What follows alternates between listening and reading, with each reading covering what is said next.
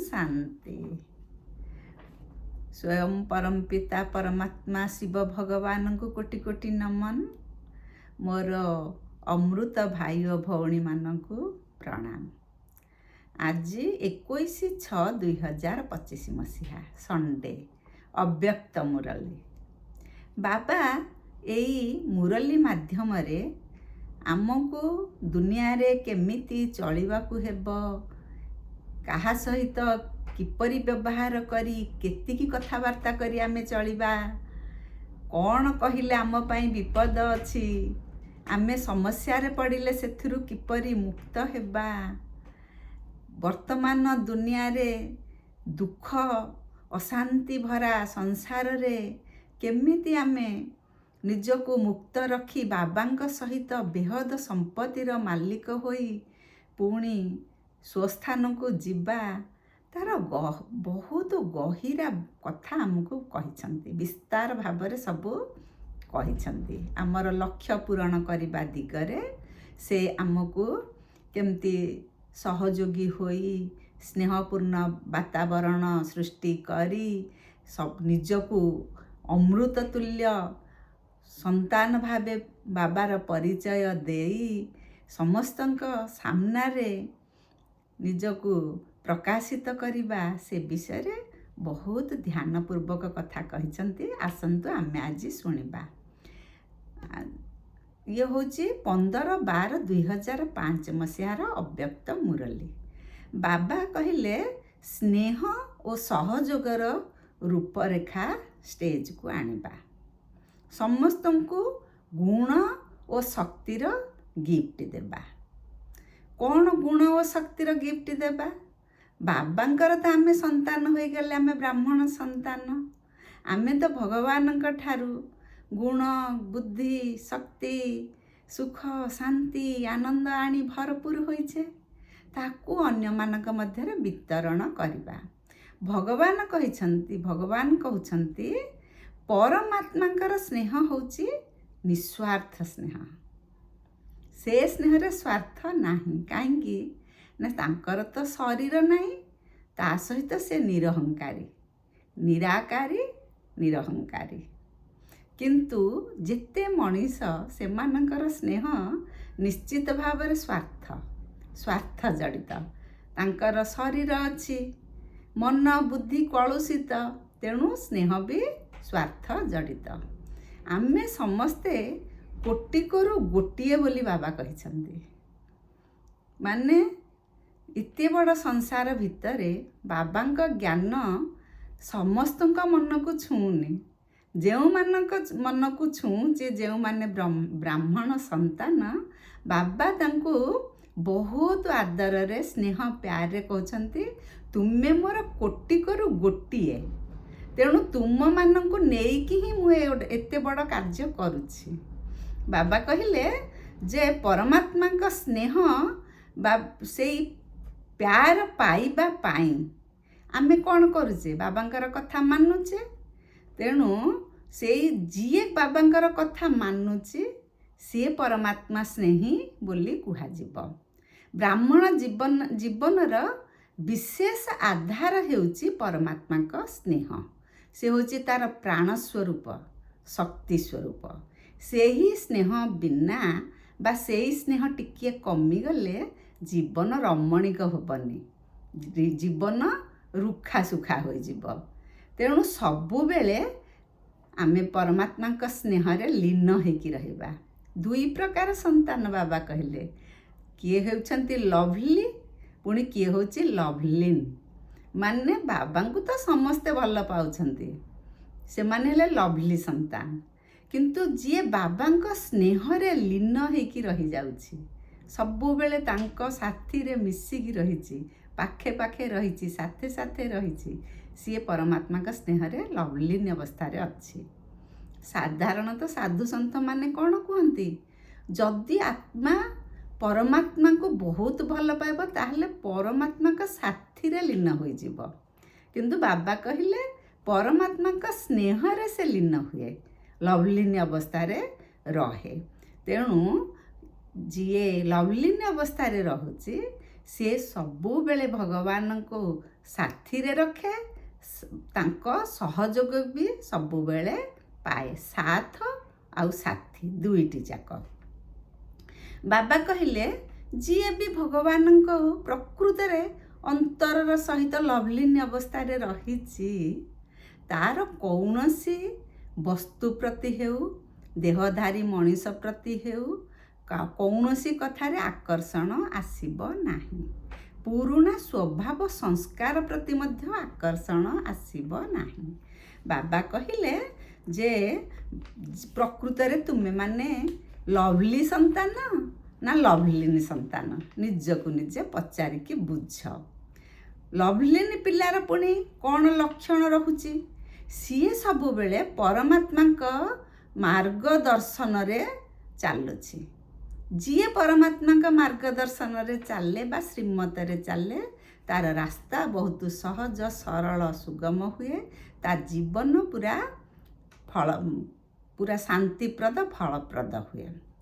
ତେଣୁ ବାବା କହିଲେ ଯେ ତୁମେ ନିଜକୁ ପ୍ରଥମେ ଯୋଗୀ ଓ ପବିତ୍ର କର। ସିଏ ହେଉଛି ପ୍ରଥମ ସୋପାନ ସ୍ନେହ ପାଇବା ପାଇଁ। ତାପରେ ଯେତେବେଳେ ଆମେ ସ୍ନେହ ପାଇବା ବା ସ୍ନେହ ଯାହାକୁ ଆମେ କରିବା, ସ୍ନେହ ସାଥେ ସାଥେ ତ୍ୟାଗ ମନୋଭାବ ଥାଏ। ତେଣୁ କ'ଣ ତ୍ୟାଗ କରିବା? ଯଦି ଭଗବାନଙ୍କ ପ୍ରତି ଆମର ସ୍ନେହ ବଢ଼ିଯାଏ, ତାହେଲେ ଇଏ ଦେହ ଦୁନିଆ ପ୍ରତି, ଦେହ ଅଭିମାନ ପ୍ରତି ଆମର ନିଶ୍ଚିତ ମନୋଭାବରେ ତ୍ୟାଗ ଆସେ। ଆମକୁ ଆଉ ମେହନତ କରିବାକୁ ପଡ଼େନି। ବାବା କହୁଛନ୍ତି ତମେ ତ 63 ଜନ୍ମ ହେଲାଣି, ପିଲାମାନେ କେତେ ଅଶାନ୍ତିରେ ରହିଛ, କେତେ ପରିଶ୍ରମ କରୁଛ, ଦୁଃଖରେ ରହିଛ। ମୁଁ ଏବେ ଆସିଛି, ତୁମେ ଆଉ ଦୁଃଖରେ ରୁହନି, ମେହନତ କରନି, କେବଳ ମୋତେ ମନେ ପକାଅ, ମୁଁ ତୁମର ସବୁ କାର୍ଯ୍ୟ ଠିକ୍ ସମାପନ କରିଦେବି। ତେଣୁ ତୁମକୁ ପରିଶ୍ରମ କରିବାକୁ ମୁଁ ଦେବିନି, କେବଳ ତୁମେ ମୋତେ ଭଲ ପାଅ। ଭଲ ପାଇଲେ ତୁମର କାମ ସହଜରେ ହୋଇଯିବ। କିନ୍ତୁ ଭଲ ପାଇବା ବା ସ୍ନେହ କରିବାର ଦୁଇଟା ଲିକେଜ୍ ରହିଛି। କେତେ ପରସେଣ୍ଟ ତ ଆମେ ଭଲ ପାଉଛେ ନିଜକୁ ନିଜେ ପଚାରିକି ବୁଝିବା। କିନ୍ତୁ ଲିକେଜ୍ କ'ଣ ରହିଲା ପରମାତ୍ମା ପ୍ୟାରରେ? ଦୁଇଟା ଲିକେଜ୍। ଗୋଟେ ହେଲା ଆତ୍ମା ଅନ୍ୟକୁ ବା ଦେହଧାରୀଙ୍କ ପଛରେ ମନ ରଖିବା ବା ଦେହ ଦୁନିଆ ଉପରେ ମନ ରଖିବା। ଆଉ ଗୋଟିଏ ହେଉଛି ଯେ ପୁରୁଣା ସ୍ୱଭାବ ସଂସ୍କାରକୁ ନ ଛାଡ଼ିବା। ଏଇ ଦୁଇଟି ହେଉଛି ଲିକେଜ୍ ପଏଣ୍ଟ। ଯଦି ଏଇ ଦୁଇଟିକୁ ଆମେ ଛାଡ଼ିଦେବା, ତାହେଲେ ଆମେ ନିଶ୍ଚିତ ଭାବରେ ବାବାଙ୍କର 100ରୁ 100 ଲଭଲିନ୍ ବଚ୍ଚା ହେବା। ତେଣୁ ଆମେ ନିଜକୁ ନିଜେ ଏବେ ଚେକ୍ କରିବା, ଏଇ ଦୁଇଟା ଯାକ ଲିକେଜ୍ ମୋର ଠିକ୍ରେ ଅଛି ତ, ମାନେ ସେ ଲିକେଜ୍ ନାହିଁ ତ? ଆମେ ଏଇଟା ଭାବିବା। ଆଉ ଆମେ ମନେ ପକାଇବା ଆମର ଆଦି ସଂସ୍କାର କ'ଣ, ଅନାଦି ସଂସ୍କାର କ'ଣ, ପୁଣି ଏବେ ବ୍ରାହ୍ମଣ ସଂସ୍କାର କ'ଣ। ଆମେ ବାବା ଆମକୁ କହିଦେଇଛନ୍ତି ଅନାଦି ସଂସ୍କାର, ଆଦି ସଂସ୍କାର, ବ୍ରାହ୍ମଣ ସଂସ୍କାର, ତିନିଟା ଯାକ ଆମର ଶ୍ରେଷ୍ଠ ସଂସ୍କାର। ଏଇ ଅନ୍ତକାଳରେ ଅନ୍ତିମ ଜନ୍ମରେ ଆମେ ବ୍ରାହ୍ମଣ ହେଇଛେ, ଆମର ସେ ସଂସ୍କାର ଶ୍ରେଷ୍ଠ ସଂସ୍କାର। କିନ୍ତୁ ଏଇ ଯେଉଁ ପୁରୁଣା ସଂସ୍କାର ବୋଲି ଆମେ କହୁଛେ, ଏଇ ପୁରୁଣା ସଂସ୍କାରକୁ ଆମେ ମଧ୍ୟ କାଳରୁ ଗ୍ରହଣ କରିଛେ ବା ଦ୍ୱାପର ଯୁଗରୁ, ରାବଣ ଶାସନ ବେଳରୁ ଏଇ ପୁରୁଣା ସଂସ୍କାର ଗ୍ରହଣ କରିଛେ ବା ବିକାର ସଂସ୍କାରକୁ ଆମେ ଗ୍ରହଣ କରିଛେ। ଆମର ପୂର୍ବ ସଂସ୍କାର ସ୍ୱଧର୍ମ ସବୁ ଯାଇଛି, ଏଇ ବିକାର ସଂସ୍କାରରେ ଆମ ଆତ୍ମା କଳୁଷିତ ହୋଇଯାଇଛି। ବାବା କହିଲେ ଆମେ ଜାଣିଛେ, ଧରନ୍ତୁ ବ୍ରହ୍ମା ବାବା, ସେ ସମସ୍ତଙ୍କୁ ଏକା ନଜରରେ ଦେଖୁଥିଲେ। କିଏ ତାଙ୍କୁ କ'ଣ ଦେଉ ନ ଦେଉ, କିଏ ସମ୍ମାନ ଦେଉ ନ ଦେଉ, କିଏ ଗାଳି ଦେଉ, ଯାହା ବି କରୁ, ସିଏ କିନ୍ତୁ ସମସ୍ତଙ୍କୁ ଦେଇ ଚାଲିଥିଲେ। କ'ଣ ଦେଇ ଚାଲିଥିଲେ? ସେ ଉଦାର ଚିତ୍ତ ଥିଲେ, ସ୍ନେହୀ ଥିଲେ, ସହଯୋଗୀ ଥିଲେ। ସେ ସମସ୍ତଙ୍କୁ ଯେମିତି ସେ ବାବା କାହାର ଦୋଷ ଦେଖନ୍ତିନି, କମଜୋରି ଦେଖନ୍ତିନି, ସେହିଭଳି ବ୍ରହ୍ମା ବାବା ବି ଥିଲେ। ସେ ବାବା ସମସ୍ତଙ୍କୁ ମିଠା ବଚା, ଶିକିଲଧେ ବଚା ଇତ୍ୟାଦି ବିଭିନ୍ନ ସ୍ନେହପୂର୍ଣ୍ଣ କଥାବାର୍ତ୍ତା କରି ଆପଣାର କରୁଛନ୍ତି। ସେଇଭଳି ବାବା ଆଜି କହିଲେ, ତୁମେ ପିଲାମାନେ ତୁମ ବାପଦାଦାଙ୍କ ପରି ଉଦାରଚିତ୍ତ ହୁଅ, ସହଯୋଗୀ ହୁଅ, ସ୍ନେହୀ ହୁଅ, କାହାର କୌଣସି ପ୍ରକାର କମି କମଜୋରି ଦେଖ ନାହିଁ। ଯେଉଁମାନେ କମଜୋର ଆତ୍ମା ଅଛନ୍ତି ତାଙ୍କର ଅବଗୁଣ ନ ଦେଖି ସେମାନଙ୍କୁ ଶୁଭ ଭାବନା, ଶୁଭ ସଂକଳ୍ପ ଦେଇ ଆହୁରି ଆଗକୁ ବଢ଼େଇ ନିଅ। ଯିଏ ପଡ଼ିଯାଇଛି, କଥାରେ ଅଛି ନଈ ପଡ଼ିଥିବ ଯେତିକି ବେଳେ ବିଧାଟିଏ ଦେବ ସେତିକି ବେଳେ। ଇଏ ହେଉଛି ରାବଣ ମତ। କିନ୍ତୁ ବାବା କହୁଛନ୍ତି ଯିଏ ପଡ଼ିଯାଇଛି, ଯିଏ ହାରିଯାଇଛି, ତୁମେ ତାକୁ ଉଠାଅ। ଖାଲି ଉଠାଅନି ତ, ତା ମନରେ ଶକ୍ତି ସାହସ ଭରି ଦିଅ। ତୁମେ ବିଶେଷ ଆତ୍ମା, ତୁମେ ସହଯୋଗୀ ଆତ୍ମା, ତୁମେ ବାବାର ପ୍ୟାରା ଆତ୍ମା। ମାନେ ବିଭିନ୍ନ ପ୍ରକାର ସକାରାତ୍ମକ ଚିନ୍ତନ ତା ବିଷୟରେ କରି ତାକୁ ସେଇଭଳିଆ କଥା କହି ତା ମନରେ ସାହସ ଶକ୍ତି ଜୁଟେଇବା ପାଇଁ ବାବା କହିଲେ। ବାବା ଜାଣିଛନ୍ତି, ଯଦି ଜାଣିଛନ୍ତି ଇଏ ପିଲାଟି ଠିକ୍ ପୁରୁଷାର୍ଥ କରୁନି, ସିଏ କିନ୍ତୁ ଦରକାର ପଡ଼ିଲେ ମାଳାର ଲାଷ୍ଟ ନମ୍ବରରେ ରହିବ। କିନ୍ତୁ ଯିଏ ଫାଷ୍ଟ ନମ୍ବରରେ ରହୁଛି ତାକୁ ବି ବାବା ଭଲ ପାଉଛନ୍ତି, ଲାଷ୍ଟ ନମ୍ବରରେ ଯିଏ ରହୁଛି ତାକୁ ବି ବାବା ବହୁତ ପ୍ରକାର ଉତ୍ସାହ ଦେଇକି ଉପରକୁ ଉଠଉଛନ୍ତି। ଆଉ ବ୍ରାହ୍ମଣ ସନ୍ତାନମାନଙ୍କୁ ବି ସେଇ ଶିକ୍ଷା ଦେଇଛନ୍ତି। ତୁମେ କାହାର କମି କମଜୋରି ଦେଖ ନାହିଁ, ସମସ୍ତଙ୍କୁ ଆଦର ଯତ୍ନ କରି ସ୍ନେହ ସହଯୋଗ ଦେଇ ଉପରକୁ ଉଠେଇବାକୁ କହିଛନ୍ତି। ବାବା କହିଲେ ଯେ ପୁରୁଷାର୍ଥରେ ଢିଲା ଥିଲେ ଆମେ ଉପରକୁ ଯାଇପାରିବା ନାହିଁ। ପୁରୁଣା ସଂସ୍କାର କାହିଁକି ପରିବର୍ତ୍ତନ ଆମର ହେଇପାରୁନି? କାରଣ ଆମେ ଯଦି ବାବାଙ୍କୁ ପୁରା ରୂପେ ଭଲ ନ ପାଇବା, ବାବାଙ୍କ ଲଭରେ ଲିନ ନ ହେବା, ତାହେଲେ ଆମେ ପୁରୁଣା ସଂସ୍କାର ଛାଡ଼ିପାରିବା ନାହିଁ। ବାବା କହିଲେ ତୁମେ ତ କହୁଛ ମୁଁ ପ୍ରକୃତି ଜିତି ହେବି। ପ୍ରକୃତି ତ ଜଡ଼, ମଣିଷ ତ ମନୁଷ୍ୟ ଆତ୍ମା ହେଲା ଚୈତନ୍ୟ। ପ୍ରଥମେ ମନୁଷ୍ୟ ଆତ୍ମାମାନଙ୍କୁ ବଦଳେଇବା ଦରକାର। ସେମାନେ ଯଦି କିଛି ଦୁଃଖ ଶାନ୍ତିରେ ଅଛନ୍ତି, ସେମାନଙ୍କୁ ଭଗବାନଙ୍କର ରାସ୍ତା ଦେଖେଇବା। ବାବା ସେଥିପାଇଁ କହିଲେ ଯେ ବାବା ସମସ୍ତଙ୍କୁ ଏକା ପ୍ରକାରର ପାଳନା ଦେଉଛନ୍ତି, ବରଦାନ ଦେଉଛନ୍ତି, ଏକା ପାଠ ପଢ଼ଉଛନ୍ତି, ସେ ବି ସମସ୍ତଙ୍କର ଜନ୍ମପତ୍ରୀ ଦେଖୁଛନ୍ତି। କିନ୍ତୁ ସମସ୍ତଙ୍କୁ ଏକା ପାଠ ପଢ଼େଇଲେ ବି ସମାନ ଭାବରେ ସମସ୍ତଙ୍କର ଉନ୍ନତି ହେଉନାହିଁ।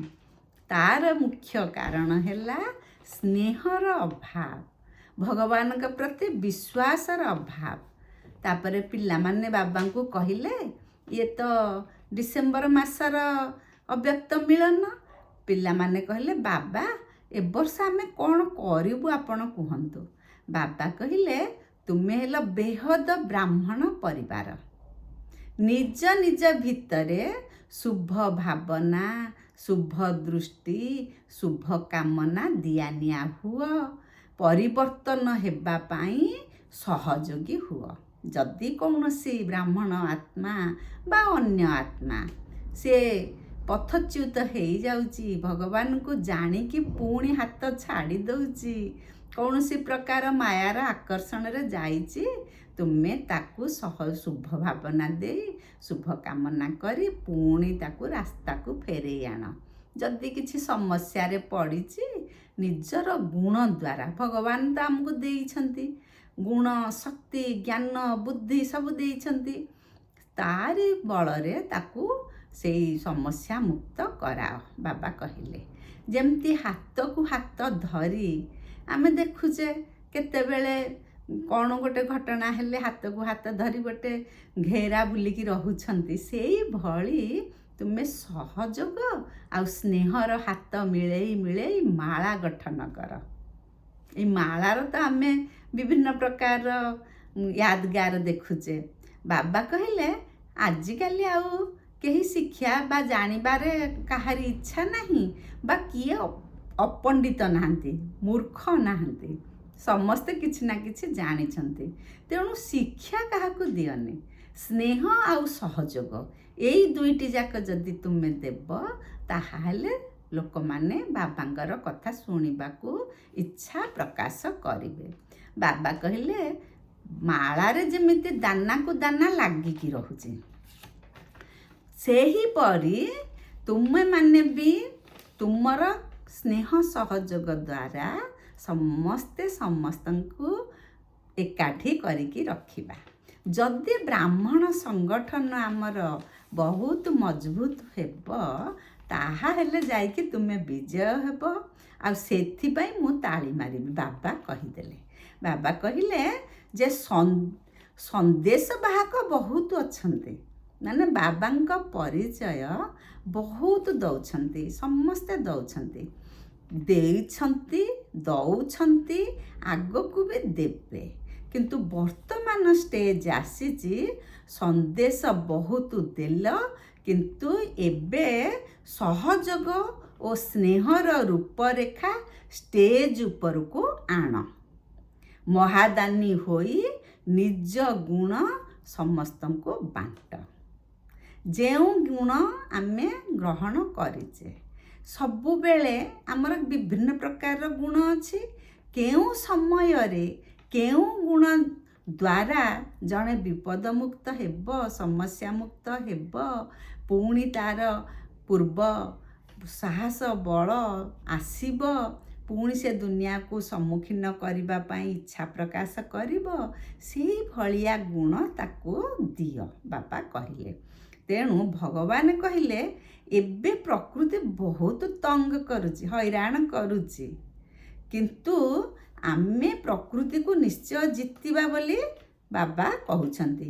ନିଜ ଭିତରେ ଯେଉଁ ଶକ୍ତି ଅଛି, ଭଗବାନଙ୍କ ସହିତ ଯୋଗ ଲଗେଇ ଆମେ ସବୁବେଳେ ଶୁଭ ଭାବନା, ମଙ୍ଗଳ ଭାବନାର ଭାଇବ୍ରେସନ୍ ସୃଷ୍ଟି କରି ପ୍ରକମ୍ପନ ସମସ୍ତଙ୍କ ପାଖରେ ପହଞ୍ଚେଇବା। ବାବା କହିଲେ, ତୁମର ଟାଇଟଲ ହେଉଛି ମାଷ୍ଟର ସର୍ବଶକ୍ତିମାନ। ମାଷ୍ଟର ସର୍ବଶକ୍ତିମାନ ଅର୍ଥ କ'ଣ? ଶକ୍ତିର ଦେନ ଲେନ କରିବ, ମାନେ ଶକ୍ତି ଦିଆନିଆ କରିବା। ବାବା କହିଲେ ସହଯୋଗର ଗିଫ୍ଟ ଦେବା।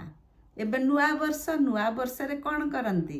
ସମସ୍ତେ ଗିଫ୍ଟ ଦିଆନିଆ କରନ୍ତି।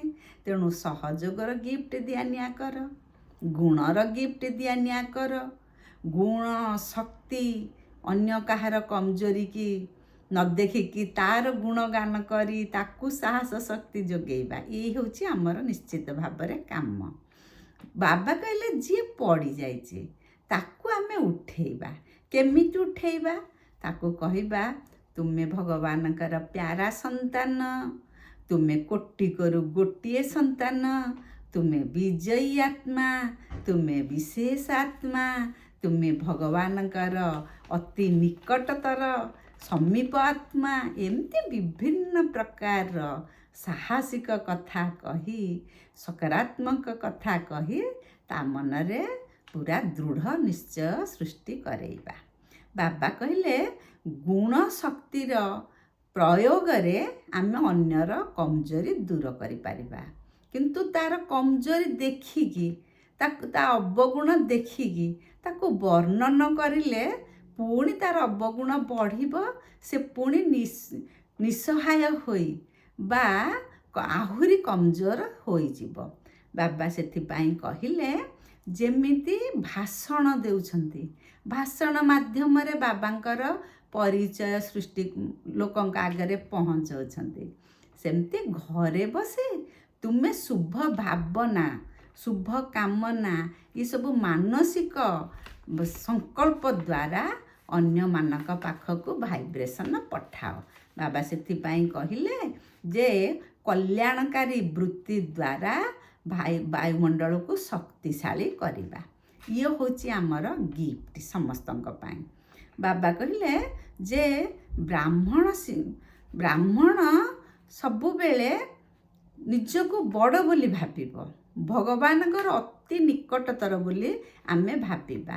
ଆମର ବ୍ରାହ୍ମଣ ସଂଗଠନ ବି ବହୁତ ମଜବୁତ କରିବା। ଆମେ ଏଇ ଦୁଇଟି କଥା ଉପରେ ଗୁରୁତ୍ୱ ଦେବା ଯେ ସାଧାରଣରେ ସମସ୍ତେ କୁହନ୍ତି ଯେ ଆଜିକାଲି ଏକ୍ସରସାଇଜ୍ ଆଉ ଭୋଜନ ଉପରେ ବହୁତ ଆଟେନସନ୍ ଦିଆଯାଉଛି। ବାବା ସେଇ କଥା ବତେଇଲେ। ଆମେ ତ ନିଜକୁ ଶରୀର ଭାବୁନେ ନା, ଆମେ ନିଜକୁ ଆତ୍ମା ଭାବୁଛେ। ଆମେ ବି ସେଇ କଥା କରୁଛେ। କ'ଣ ଏକ୍ସରସାଇଜ୍ କରୁଛେ? ଆତ୍ମା ଏକ୍ସରସାଇଜ୍ କରୁଛି। କେତେବେଳେ ନିରାକାରୀ, କେତେବେଳେ ଆକାରୀ, କେତେବେଳେ ସାକାରୀ, କେତେବେଳେ ପରମଧାମ ଯାଉଛି, କେତେବେଳେ ଭଗବାନଙ୍କ ସହିତ ମିଶୁଛି। ଏଇସବୁ ଆମର ଡ୍ରିଲ୍ ଚାଲିଛି ମାନସିକ ସ୍ତରରେ। ଆଉ ଭୋଜନ ହେଉଛି ଆମ ମନର ଭୋଜନ ହେଉଛି ଶୁଦ୍ଧ ସଂକଳ୍ପ, ଅବ୍ୟର୍ଥ ସଂକଳ୍ପ, ପୁରା ଦୃଢ଼ ସଂକଳ୍ପ। ଇଏ ହେଉଛି ଭୋଜନ। ତେଣୁ ଯାହା ଦୁଇଟି କଥା ଏକ୍ସରସାଇଜ୍ ଆଉ ଡାଏଟ୍ ଉପରେ କଥା କୁହାଯାଉଛି, ଆମେ ବି ବ୍ରାହ୍ମଣ ସନ୍ତାନମାନେ ସେଇ ଦୁଇଟି ଉପରେ ଧ୍ୟାନ ଦେବା।